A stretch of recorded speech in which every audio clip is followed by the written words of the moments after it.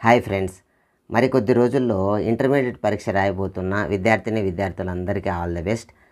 Intermediate పరీక్షకి సంబంధించి OMR sheet ఎలా ఉంటుంది, దాన్ని ఎలా నింపాలి, మరియు ఆన్సర్ బుక్లెట్ ఎన్ని పేజీలు వస్తుంది, ఎలా ఉంటుంది అంటే రూల్డా అన్రూల్డా, దాంట్లో ఎలా రాయాలి, మరియు ఫస్ట్ ఇయర్ బైపీసీకి సంబంధించిన విద్యార్థులు బాట్నీ జువాలజీ మనకు విడిగా రాయాలన్నా కలిపి రాయాలన్నా, మార్క్స్ కలిపి వస్తాయా విడిగా వస్తాయా, ఇలాంటి చాలా సందేహాలు. ఒక్కొక్క సబ్జెక్ట్లో పాస్ మార్కులు ఎన్ని, ఇలా బుక్లెట్ ఎన్ని పేపర్లు ఉంటుంది, బుక్లెట్ నిండిపోతే మళ్ళీ అడిషనల్ ఇస్తారా లేదా, ఇలాంటి చాలా ప్రశ్నలకు ఈ వీడియోలో మనం సమాధానం తెలుసుకున్నాం. ఓకే, మొదటగా ఓఎంఆర్ షీటు ఇలా ఉంటుందన్నమాట. ఓఎంఆర్ షీట్లో మనం ప్రధానంగా రాయవలసిన అంశాలు ఏంటి అని అంటే, ఇక్కడ ఒకసారి పరిశీలన చేయండి. మనకు ఆల్రెడీ డిఫాల్ట్గా ఏమిస్తారు అని అంటే నేము మరియు register number, date of exam, subject code, subject medium, centre name, ఇవన్నీ డిఫాల్ట్గా ఉంటాయి. మరియు మన ఫోటో కూడా ఉంటుంది. వీటిలో ఏవైనా తేడా ఉంటే మనం ఇన్విజిలేటర్ గారి దృష్టికి తీసుకెళ్ళాలి. ఇవన్నీ సరిగా ఉన్నాయి అని అనుకుంటే మనకు ఆన్సర్ బుక్లెట్ నెంబర్ మరియు రూమ్ నెంబర్, సిగ్నేచర్, ఈ మూడు అంశాలే మనం రాయవలసింది. ఓఎంఆర్ షీట్లో 3 భాగాలుగా ఉంటుంది. గమనించండి ఒక్కసారి. ఇది ఫస్ట్ భాగం, పార్ట్ 1, ఇది పార్ట్ 2, ఇక్కడ వరకు పార్ట్ 2, ఇక్కడ పార్ట్ 3, ఇక్కడ నుంచి ఇక్కడ వరకు పార్ట్ 3 అనమాట. సో ఈ పార్ట్ 1లో మరియు పార్ట్ 2లో మాత్రమే మనం రాయాలి తప్పితే పార్ట్ 3లో మనం రాయాల్సిన అంశాలు ఏమీ లేవు. మరి పార్ట్ 1లో ఏం రాయాలి అని అంటే ఆన్సర్ బుక్లెట్ యొక్క నెంబర్ రాయాలి. ఇది ఎక్కడ ఉంటుంది అంటే మన ఆన్సర్ బుక్లెట్ ఇలా ఉంటుంది, ఇలా చెక్స్గా ఉంటుంది. ఇక్కడ ఇన్విజిలేటర్ గారు సంతకం చేస్తారు, లైన్స్ ఉంటాయి. ఇక్కడ గమనిస్తే వెరీ ఫస్ట్ పేజీలో మనకు ఒక సీరియల్ నెంబర్ ప్రొవైడ్ చేయడం జరుగుతుంది. ఈ సీరియల్ నెంబర్ని ఇక్కడ రాయాలి. ఇక్కడైతే 117, ఇక్కడ 117 ఇక్కడ రాయాలి. మరియు పార్ట్ 2లో కూడా మనము పార్ట్ 1లో రాయాలి, పార్ట్ 2లో కూడా ఈ భాగంలో రాయాలి. ఇది పార్ట్ 1లో బుక్లెట్ నెంబరు, పార్ట్ 2లో బుక్లెట్ నెంబర్. మరియు మనకు రూమ్ నెంబర్, ఉదాహరణకు ఆ సెంటర్లో 16 రూమ్స్ ఉన్నాయి, మనం 16th రూమ్లో ఉన్నాము అనుకుంటే 016 అని, లేదా సెకండ్ రూమ్లో ఉన్నాం 002 అని, ఈ విధంగా మనము ఆ రూమ్ నెంబర్ని మెన్షన్ చేస్తాం. మరియు ఇక్కడ ఇన్విజిలేటర్ గారు సంతకం చేస్తారు. ఆ రూమ్కు ఒకరు కేటాయించబడితే ఒకరు, ఇద్దరు కేటాయించబడితే ఇద్దరు ఇక్కడ చేయడం జరుగుతుంది. మరి మన సంతకం ఎక్కడ చేయాలి అని అంటే ఈ భాగంలో చేయాలి. ఇక్కడ మనం సంతకం చేయాలి. హాల్ టికెట్ కింది భాగంలో, ఫోటోలో కింది భాగంలో ఎలా ఉందో అలా చేయాలన్నమాట. ఇవి మాటకే మనం రాయాల్సింది, మిగిలినట్టు ఏవి కూడా రాయకూడదు. మనకి ఇచ్చినటువంటి బుక్లెట్, ఆ బుక్లెట్ పైన ఓఎంఆర్ షీట్ని ఉంచేసి ఈ పార్ట్ 2 భాగంలో స్టేబుల్ చేయమని ఇక్కడ నెంబర్లు ఇచ్చి ఉంటారు, గుర్తు వేసి ఉంటారు. ఆ భాగంలో మనం స్టాబులర్ పిన్ వేసి పైన దిక్కు స్టిక్కర్లు అంటించాలి. ఈ పనిని మనకు ఇన్విజిలేటర్ గారు సహాయం చేస్తారు.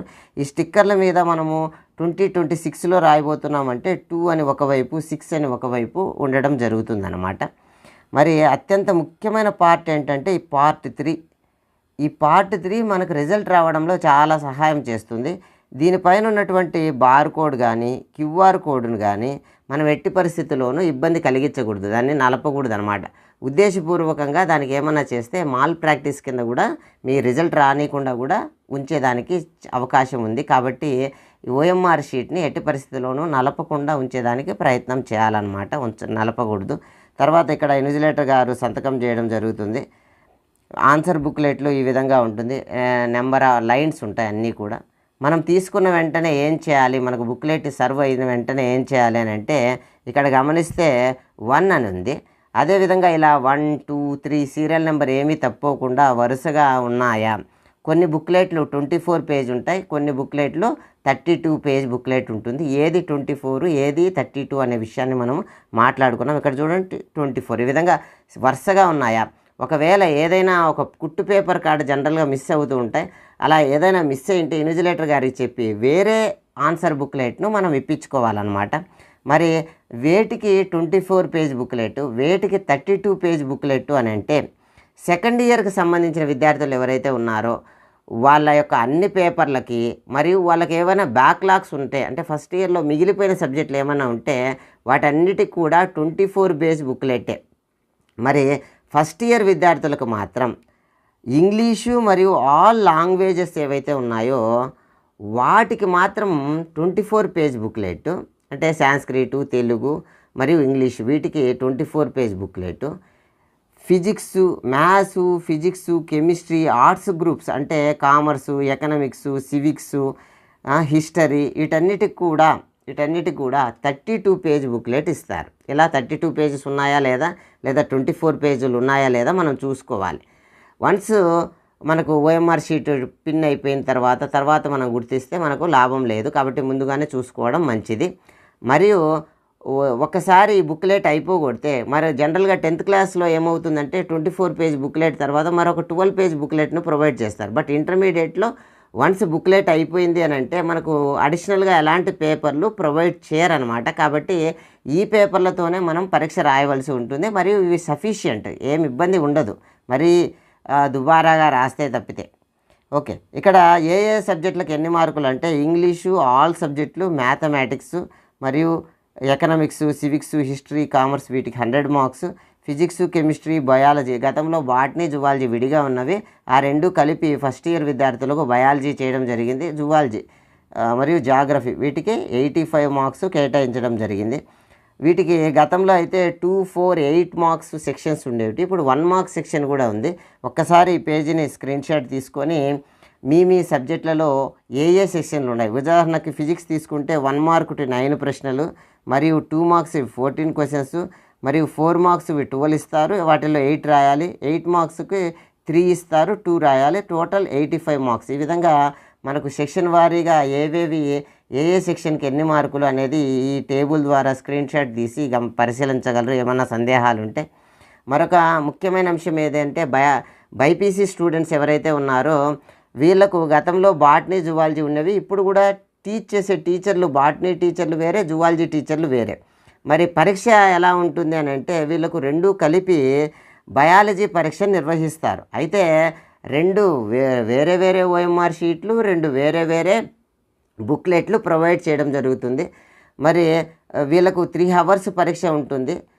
1.5 అవర్ ఒకటి, 1.5 అవర్ ఒకటి కాదు, రెండు కూడా ఎగ్జామినేషన్ స్టార్టింగ్లోనే 2 బుక్లెట్లు, 2 ఆన్సర్ షీట్లు కరెక్ట్గా స్టేబుల్ చేసి ఇస్తారు.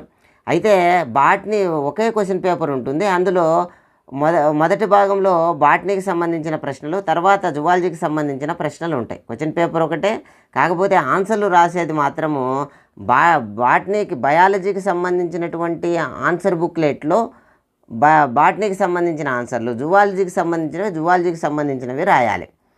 ఇలా ఎలాంటి కన్ఫ్యూజ్ లేకుండా, ఏమాత్రం ఇబ్బంది లేకుండా జాగ్రత్తగా చూసి రాయవలసిన అవసరం ఉంది. ఉదాహరణకు రివర్స్గా రాస్తే మార్కులు కోల్పోయేదానికి అవకాశం ఉంది. మరి రెండు విడివిడిగా రాస్తున్నాం కదా, రెండిట్లో విడివిడిగా పాస్ అవ్వాలా అంటే లేదు. రెండిట్లో కలిపి 85 మార్క్స్కు 35% అంటే 29.75 అవుతుంది. కానీ మనకు ఫస్ట్ ఇయర్ విద్యార్థులకు 29 మార్క్స్ పాస్ మార్కులుగా, మినిమం పాస్ మార్కులుగా బయాలజీలో. అదేవిధంగా వీళ్ళు సెకండ్ ఇయర్కి వెళ్ళినారనుకోండి, అప్పుడు 30 మార్క్స్గా పరిగణలోకి తీసుకోవడం జరిగింది. అన్ని సబ్జెక్టులలో కూడా 85 మార్క్స్ ఉన్న వాటికి మినిమం పాస్ మార్కులు 30, 100 ఉన్న వారికి 35 అనమాట. ఒక ఈ ఎక్సెప్షనల్ కేసుగా ఇక్కడ చెప్పడం జరుగుతుంది. బయాలజీకి 29 మార్క్స్. రెండు విడివిడిగా మార్క్స్ ఇస్తారా అంటే ఇవ్వరు. రెండు కలిపే ఆన్సర్ షీట్లో మనకు మార్క్ లిస్ట్లో మార్కులు రిఫ్లెక్ట్ అవుతాయి.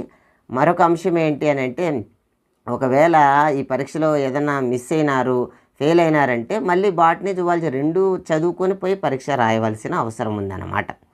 కలిపి విడివిడిగా మార్కులు అనేది ఎగ్జిబిట్ చేయరు. సో ఇక్కడ ఇంటర్మీడియట్కి సంబంధించినటువంటి పరీక్ష యొక్క టైం టేబుల్ ఇవ్వడం జరిగింది. ఇది కాస్త లెంతీగా ఉంది. మనకు సంబంధించినటువంటి పరీక్షలు ఏమున్నాయో అవి హాల్ టికెట్లో ఉంటాయి. ఆ తేదీని మనం జాగ్రత్తగా చూసుకొని వెళ్ళడం అనేది మంచి సలహా అన్నమాట.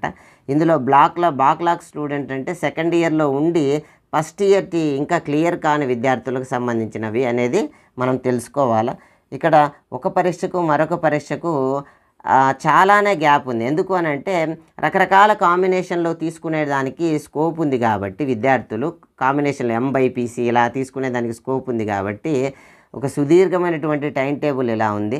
ప్రతి పరీక్షకు 5 రోజులు 7 రోజులు ఇలా గ్యాప్ రావడం జరిగింది. విద్యార్థులు మనము చిన్నతనంలో తాబేలు కుందేలు కథ నేర్చుకున్నాం కదా. కుందేలు బాగా రెస్ట్ తీసుకొని రేస్లో గెలవలేదు, తాబేలు మాత్రం ఎలాంటి అలుపు లేకుండా కంటిన్యూగా ప్రయత్నం చేసి విజయం సాధిస్తుంది. అలాగే మనము పరీక్షల మధ్యలో గ్యాప్ ఎక్కువ ఉందని రిలాక్స్ అవ్వకుండా ఒక పద్ధతి ప్రకారం చదువుకొని దాన్ని ఈజీగా, గతంలో ఉన్న విద్యార్థులు ఒత్తిడికి గురయ్యేవాళ్ళు. ఒక్కరోజే గ్యాప్ ఉండేది, 2 రోజులే గ్యాప్ ఉండేది. కానీ ఇప్పుడు ఒక రీజనబుల్ గ్యాప్ అనేది ఉంది కాబట్టి దీన్ని యూటిలైజ్ చేసుకోవాల్సిన అవసరం ఉంది. మరియు కొన్ని ముఖ్యమైన అంశాలను మనం పరిశీలన చేస్తే, రిపోర్టింగ్ సమయం పరీక్ష 9 నుంచి 12 వరకు జరుగుతుంది. ఒక అరగంట ముందుగానే వెళ్ళాలి, 15 నిమిషాలు ముందుగానే మనకు కేటాయించిన సీట్లలో ఉండాలి. 9 తర్వాత మనల్ని ఎగ్జామినేషన్కి అలో చేయరనమాట. అదనంగా ఎలాంటి ఆన్సర్ షీట్లు ఇవ్వరని మనం నేర్చుకున్నాం. Next question paper. మనకి ఇచ్చిన క్వశ్చన్ పేపర్ సరైందా కాదా నిర్ధారించుకొని ఆన్సర్లు రాయవలసిన అవసరం ఉందన్నమాట. క్వశ్చన్ పేపర్ పైన మన యొక్క రిజిస్టర్ నెంబర్ మాత్రమే రాయాలి తప్పితే మన పేర్లు వంటివి రాయకూడదు అనమాట. మరియు ఎగ్జామినేషన్కి సమయంలో మన ఐడెంటిటీకి సంబంధించిన ఎటువంటి అంశాలని రివీల్ చేసే విధంగా ఉండకూడదు అనమాట. విద్యార్థులకు ఆన్సర్ బుక్లెట్లో కానీ, గ్రాఫ్ షీట్లో కానీ, మ్యాప్లో కానీ ఎక్కడా కానీ తమ పేరు కానీ రిజిస్టర్ నెంబర్ కానీ రాయకూడదు. మరియు లెటర్ రాసే క్రమంలో కింది భాగంలో పలానా వారు రాసినారు అనే కాడ డాషులు ఉంచాలి తప్పితే మన పేరు, మన జిల్లాలు ఇవి మన ఐడెంటిటీని రివీల్ చేయకూడదు అనమాట. మరియు ఆన్సరింగ్ ప్యాటర్న్ ఎలా ఉండాలి అని అంటే, ఇప్పుడు 1 మార్క్ క్వశ్చన్లు ఉన్నాయి కదా. 1 మార్క్ క్వశ్చన్లు అన్నీ ఒకే చోట రాసేదానికి, ఉదాహరణకు 1 నుంచి 9 వరకు 1 మార్క్ ప్రశ్నలు, 1వ వచ్చు, 1, 2, 3 వచ్చు, 4, 5 రావు. వాటికి తగినంత గ్యాప్ వదులుకొని ఆ పేజీని అలా వదిలేయాలన్నమాట. అలా వదిలి అన్నీ కూడా ఒకచోటే వచ్చేటట్టుగా ఆన్సర్లు రాసేదానికి ప్రయత్నం చేయాలి. ఏవైనా తప్పు పోతే ఒక చిన్న గిర్ర గీసేసి స్ట్రైక్ ఆఫ్ బై మీ అని రాయాలి తప్పితే మీ అనేది మన హాల్ టికెట్ నెంబరు, మన పేరు అక్కడ రాయవలసిన అవసరం లేదనమాట. ఉపయోగించిన ఆన్సర్ షీట్లు ఏవైతే ఉంటాయో, అంటే 32 పేజ్ కానీ 24 పేజ్ కానీ మనం రాసేసినాము, లాస్ట్లో ఎండ్ అని రాసేసి ఆ తర్వాత ఉన్న పేపర్లన్నిటికి కూడా ఇక్కడ చూపినట్టుగా ఇలా చూడండి. ఒకానొక విద్యార్థి ఇక్కడ స్ట్రైక్ ఆఫ్ చేసినారు చూడండి, బ్లూ ఇంక్తో ఇలా స్ట్రైక్ ఆఫ్ చేసి లాస్ట్న ఎండ్ అని మనం రాయవలసిన అవసరం ఉందన్నమాట. నెక్స్ట్ బిట్లన్నీ ఆ విధంగా వరుసగా రాస్తాం. నెక్స్ట్ టైమింగ్ చూస్తే, వన్స్ ఎగ్జామినేషన్లోకి ఎంటర్ అయినాక మధ్యలో బయటికి వెళ్ళడానికి అనుమతించరనమాట. ఫస్ట్ అరగంట కానీ చివరి అరగంటలో కానీ మనకు నేచర్ కాల్స్కి కూడా అనుమతించరు. మధ్య భాగంలో అయితే మనల్ని అలో చేస్తారు. మరియు ఇంప్రూవ్మెంట్, ఎగ్జామ్స్ అయిపోయిన తర్వాత ఫస్ట్ ఇయర్ విద్యార్థులకు నెక్స్ట్ వెంటనే ఒక పరీక్ష జరుగుతుంది కదా ఫెయిల్ అయిన విద్యార్థులకు. అలా ఫెయిల్ అయిన విద్యార్థులకు జరిగేటప్పుడు అన్ని పాస్ అయిన విద్యార్థులు తమ మార్కులు పెంచుకునేదానికి రాసే పరీక్షనే మనం ఇంప్రూవ్మెంట్ అంటాం. కేవలం అలా ఇన్స్టెంట్ సప్లిమెంటరీలో మాత్రమే మార్కులు పెంచుకుంటాం. అలా ఫస్ట్ ఇయర్లో మళ్ళీ సెకండ్ ఇయర్లో మళ్ళీ ఫస్ట్ ఇయర్ది రాయాలి అనుకుంటే అప్పుడు మార్కులు మనం ఫస్ట్ ఇయర్ అన్ని క్యాన్సిల్ చేసుకొని రాయవలసి ఉంటుంది. కేవలం ఫస్ట్ ఇయర్ తర్వాత వచ్చే సప్లిమెంటరీ పరీక్షలో మాత్రమే మనకు ఇంప్రూవ్మెంట్కు అవకాశం ఉంది అన్నమాట. మరియు రీకౌంటింగు, కాపీ కమ్ రీవెరిఫికేషన్. రీకౌంటింగ్ అంటే మళ్ళీ ఒకసారి కౌంటింగ్ చేస్తారు. కాపీ కమ్ రీవెరిఫికేషన్ అంటే మనకు ఒక జిరాక్స్ కాపీ ఇస్తారు. మరియు ఏవైతే మార్కులు జీరోగా లోపల వైపు రుద్దకుండా ఉన్నా లేదా 0 మార్కు వేసిన వాటిని మరొక్కసారి పరిశీలన చేయడం జరుగుతుంది. వాటికి సంబంధించినటువంటి ధరలు ఎలా ఉన్నాయి. రీకౌంటింగ్ అయితే 260 రూపీస్. మరి మనకి ఇంటికి జిరాక్స్ వస్తుంది 1300. మరియు మరొకసారి చూస్తారు, రీకౌంటింగ్ కూడా జరుగుతుంది. రీవెరిఫికేషన్ పెడితే అందులో రీకౌంటింగ్ కూడా జరుగుతుంది అన్నమాట. మరియు హాల్ టికెట్లు, విద్యార్థులు ఎగ్జామినేషన్కి రావాలి అంటే హాల్ టికెట్ ఉండాలి. మరియు వాళ్ళదైన వస్తువులతో రావాలి. పక్కన వాళ్ళను పెన్ను పెన్సిల్ లేకుండా అన్నీ కూడా తమదైన వస్తువులు తెచ్చుకోవాలి. ఈ హాల్ టికెట్లు ఎవరైనా కాలేజీ వాళ్ళు ఇవ్వము అని అంటే, ఏదైనా ఫీజు ఇష్యూస్ వల్ల మనం BIEAP.gov.in మొదటి కామెంట్గా ఉంచడం జరుగుతుంది. అందులోకి వెళ్ళి మనం నేరుగా ఫస్ట్ ఇయర్ విద్యార్థులైతే వాళ్ళ యొక్క ఆధార్ నెంబర్తోనో 10th క్లాస్ హాల్ టికెట్ నెంబర్తోనో మనం డౌన్లోడ్ చేసుకోవచ్చు. సెకండ్ ఇయర్ విద్యార్థులు అయితే first year hall ticket number enter చేసి డౌన్లోడ్ చేసుకోవచ్చు. నేరుగా మనకు హాల్ టికెట్ వస్తుంది. దాని మీద ఎలాంటి ప్రిన్సిపాల్ సంతకం అవసరం లేదు. It's a computer generated, no need to signature అని కూడా అందులో ఉంటుంది. అది నేరుగా తీసుకెళ్ళి మనకు ఎగ్జామ్ రాయొచ్చు. యాజమాన్యంతో అలాంటి ఇబ్బంది మనం ఫేస్ చేయవలసిన అవసరం లేకుండా మనకు గవర్నమెంట్ ఈ సదుపాయాన్ని కలిగిస్తుందన్నమాట. మరియు పరీక్ష రాసే సందర్భంలో పరీక్షకు సంబంధించిన క్వశ్చన్ పేపర్లోని క్వశ్చన్లు వేయాలన్నమాట. అది రెండో సెక్షన్లో మొదటిదా. ఉదాహరణకి ఫస్ట్ సెషన్ అనుకున్నాం, అందులో 1, 2, 3, 4 క్వశ్చన్లు ఉన్నాయి. సెకండ్ సెక్షన్లో 5, 6, 7 క్వశ్చన్స్ ఉన్నాయి. సెకండ్ సెషన్లో ఈ 5th క్వశ్చన్కి సెకండ్ సెక్షన్ ఫస్ట్ క్వశ్చన్ అనేది రాయకూడదు అనమాట. టెస్ట్ మన క్వశ్చన్ పేపర్లో ఏ క్వశ్చన్ నెంబర్ ఉంటే ఆ క్వశ్చన్ నెంబర్ని తప్పనిసరిగా మెన్షన్ చేయాలి. లైన్కు యువతల వైపు క్వశ్చన్ నెంబర్ని మెన్షన్ చేయాలి. ఉదాహరణకు 5వ క్వశ్చన్ 5, ఇందులో first point, second point, third point, ఇలా వాటికి ఇంటర్నల్గా వచ్చే పాయింట్స్ లోపల వైపు మెన్షన్ చేయాలి. మరియు జెల్ పెన్లు వాడకూడదు, మరియు స్కెచ్ పెన్నులు వాడకూడదు. స్కెచ్ పెన్నులు వాడితే ఒకవైపు ఉన్నటువంటి ముద్ర మరోవైపు పడి అది ఇబ్బందికరంగా మారుతుంది. జెల్ పెన్లు మనం పరీక్ష రాసిన తర్వాత ఎగ్జామినేషన్ కరెక్షన్ సెంటర్ వరకు వెళ్ళే క్రమంలో చాలా దశలు దాటుకుంటుంది. ఎక్కడైనా తడి తగిలితే అవి అక్షరాలు చెదిరిపోయేదానికి అవకాశం ఉంది. కాబట్టి జెల్ పెన్లు వాడకూడదు. క్రేయాన్స్తో కొంత అందంగా డెకరేషన్ చేసుకోవచ్చు అనమాట. ఓకే, ఈ వీడియో ఇంతటితో సమాప్తం. మీ అందరికి కూడా ఆల్ ది బెస్ట్. ఇంకా ఏమైనా సందేహాలు ఉంటే కామెంట్ రూపంలో తెలియజేయగలరు. వీడియో చూసినందుకు ధన్యవాదాలు. Thank you one and all.